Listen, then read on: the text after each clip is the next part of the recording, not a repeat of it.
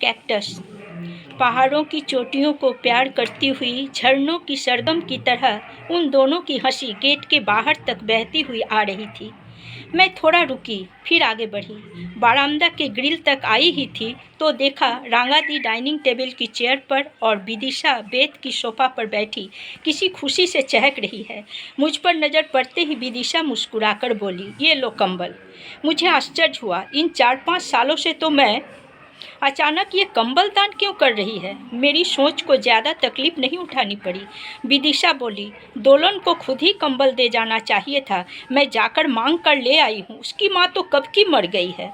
अब बात समझ में आई। दोलन की माँ को कैंसर हुआ था, मातृ स्थान पर खून से लथपथ पड़ी रहती थी। तो ये कंबल वो है।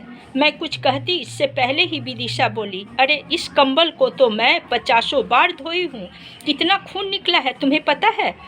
पैर से सर तक मैं गुस्से से भर गई, खून खौलने लगा। मैं चुपचाप कमरे की तरफ बढ़ने लगी। विदिशा कंबल को मेरी तरफ उछाली, लो पकड़ो। मेरी बर्दाश्त करने की शक्ति नहीं रही। उसकी आंखों में आंखें डालकर बोली, मुझे नहीं चाहिए, बाबू को दो।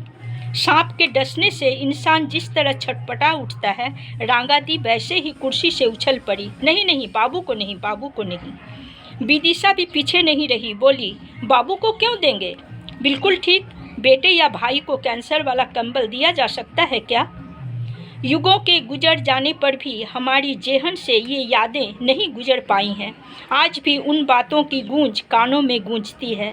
नर्म और गर्म ब्लैंकेट से लिपटी पड़ी फूलों की पंखुड़ियों की कोमल स्पर्श में भी अचानक से लगता है मेरे सारे बदन में कैक्टस के कांटे चुभ रहे हैं और उन कांटों की सूक्ष्म रोएं मेरी रूह में फैल रही है। इस कहानी का जन्म स्थान आरा, कालीनगर, दुर्गापुर बाड़ा। जन्म तारीख 2 फरवरी 1991, रांगादी को उत्सर्गित।